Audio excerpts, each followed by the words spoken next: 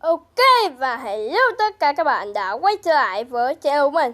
Mà hôm nay mình sẽ không quay một cái clip game gì nữa, mà hôm nay mình sẽ quay một cái video reaction, video kinh dị nha các bạn. Thì trong lúc các bạn mình reaction thì sẽ không có nói một điều gì cả, cho các bạn có một cái lối trải nghiệm với video reaction này thật là thú vị và hay nha. Thì nếu như các bạn thích video này, hãy để một like, một share và một subscribe. Nhớ nhặt cái chuông bên dưới để nhận nhiều thông báo mới cho kênh nhé. Chúng ta sẽ cùng vào video reaction luôn thôi nào. Let's go. Vào đây.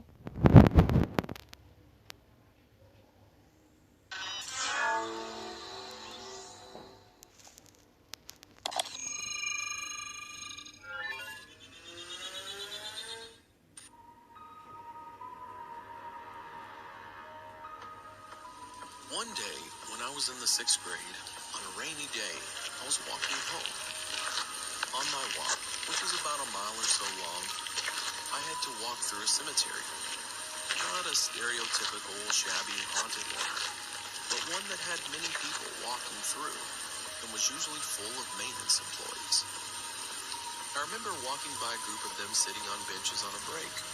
I thought nothing of it, as he stood up and started walking at a fair distance. After a bit, I looked back at him, and he looked down quickly. He was in the same baby blue uniform as the others, and had a gray beard. But I made out a name tag, Frank P. As the other workers faded from sight, he was still behind me. I began to worry. A moment later, he called out, "It's wet, huh?" in a friendly voice. I chuckled politely and agreed. My worries increased a second later when I walked out and he was still behind me. I was close to my house now and it started to pour. My house in sight, I started jogging to get there. I glanced back and I saw the man, visibly angry, start running.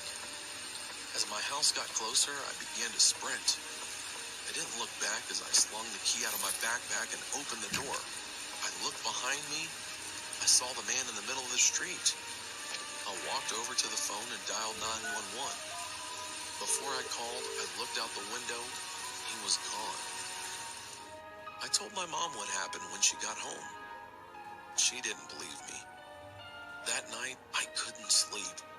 There was lightning outside, and I could see occasional shadows from the flashes through my window in my living room.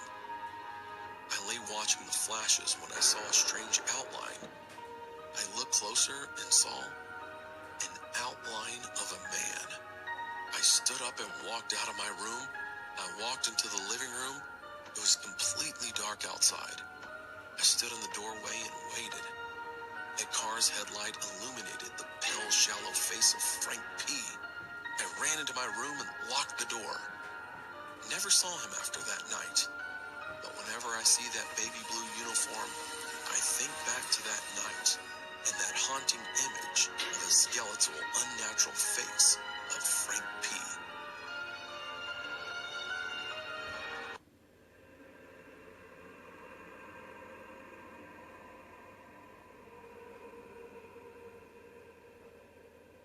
This is a true horrifying incident that happened to me when I was very young.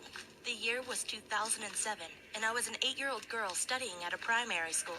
The school was old, and it was built after the war and Japanese invasion in my country. I heard that there were Japanese army men and local people killed on the land brutally. And many teachers and students claim that they have encountered paranormal activity. Although I've never seen anything paranormal at the school, this place still gave me a creepy vibe. My class was located on the 2nd floor, just beside the girls' bathroom. The chilling part is, we could see an old cemetery park from there before entering the bathroom. One day, when I was studying in my class, I wanted to pee. So, I asked the teacher's permission and went to the bathroom. I got into the first stall and locked the door. There was no light or anyone in there. It was just me. Everything was silent until suddenly, someone banged and kicked the door that was in front of me. I was in shock and froze for the first seconds. I don't know why, but I didn't scream for my life. I just quickly pushed against the door so the person wouldn't break in.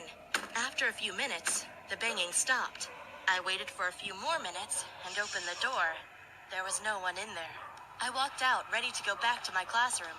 Then, I saw a student with broad shoulders and chocolate skin standing opposite of my direction. He was looking at me with a smile on his face. I froze because he was one of my classmates, and he actually sat near me. I think, after he saw me go out of the bathroom, he followed me, and that was him inside. I quickly returned to my classroom and didn't speak of anything about it to anyone. The student soon went in and sat down quietly. I cannot recall his name, but I still remember this incident even now. I will never forget this horrifying experience. I wonder what would have happened to me if I didn't lock the door, or if he had successfully broke in that day.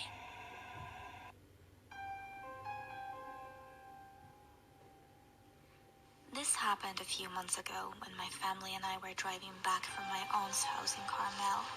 The sun was slowly starting to set as we continued driving. As my mom started to get tired of driving, my dad spotted a nice-looking hotel that was pushed back in the forest. My mom pulled over and we walked towards the hotel. The place seemed nice, but I had a bad feeling about the hotel. My dad asked the lady at the front desk if there were any spare rooms that we could stay in for the night. The lady surprisingly said yes, but that our shower was broken and that unfortunately they wouldn't be able to fix it. But she said we could use the community showers on the second floor. We took the elevator up to our room and set down our things. I decided before I went to bed that I would use the community showers. As I walked to the showers, I realized that they were much different than normal showers. To start off, there was a door connecting the boys' community showers to the girls' community showers. Secondly, instead of shower curtains, they had glass doors. So much for privacy. As I looked around, I realized the showers were completely empty.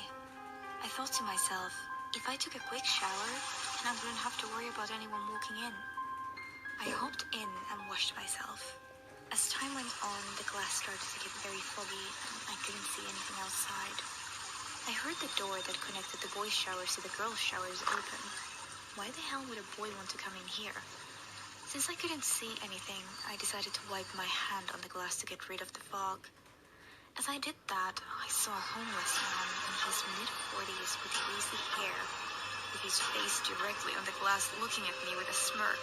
As I looked down, I saw he was holding a large kitchen knife. I screamed and I opened the glass door as fast as I could, knocking the guy to the ground. I quickly grabbed a towel and ran out. I ran to our room and told my parents what happened.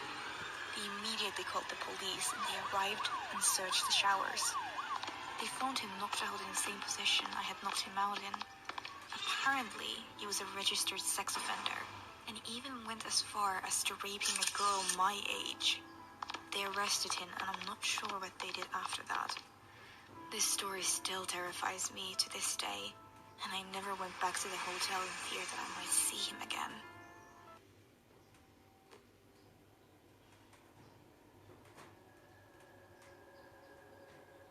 I was 10 at the time this happened. I loved my bedroom, since it had a TV, a bed, and a closet, with my computer on my desk. One night when I was sleeping, I heard a noise coming from my closet, which kind of woke me up. I didn't mind it at all because I was still trying to fall back asleep to go to school tomorrow. 3 hours later, after I woke up and ate breakfast, I was getting ready to pack my bag, which was in my bedroom, for school. When I got in my room and packed my bag, I looked at the window and saw some tall black figure with a hoodie outside of my bedroom window. My heart dropped. And when I said, "Who in the world is that?" the figure ran away. I didn't see the figure's face since he was wearing a black hoodie, and it was a little dark outside since it was 5 a.m. in the morning. After I came back from school, I was on my phone, researching for my school project. Suddenly, I heard a loud tap on the window. It was that figure again, and this time I saw his face. He was a man in his late 40s. He had wrinkly skin and had black hair. He smiled at me and said, "Hey, want some candy? Come outside of your house and I'll give you some."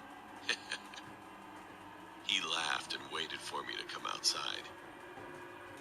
ran to the front door and made a mistake by standing there because my dad was going to go to work, and he opened the front door and yelled at him to get the hell off his property or he'll call the police. I rushed to my dad and told him he'd been outside of my bedroom window stalking me.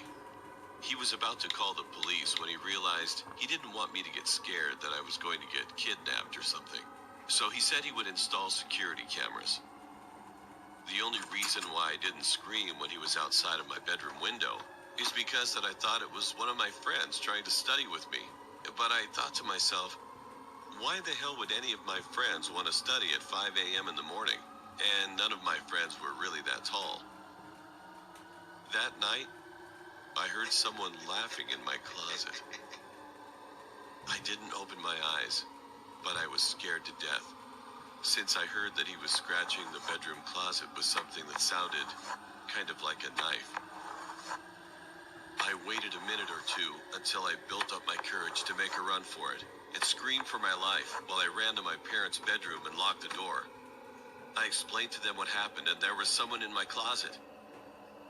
My mom called 911, and the guy was saying stuff like, "Come out, and I won't make your parents watch as I stab you." And that was the thing that made me so scared, because my brain was alerting me that he did have a knife. Seconds later, we heard sirens, and me and my parents heard the police bust the door yelling, "Police, drop your weapon and put your hands up." Me and my parents were relieved that he was gone. I was very lucky that my closet was far away from my bed. It turned out that the guy was a crazy mental guy who escaped from his mental hospital by stabbing the security guards and breaking out. From now on, my parents have set up security cameras in each and every room, and also outside. Who knows what would have happened to me if I didn't hear him laughing in my closet? Would I have been stabbed to death? Or what if he was hiding under my bed? Since that day, I still don't know how he got in my parents' house. Maybe my mom or dad forgot to lock the front door.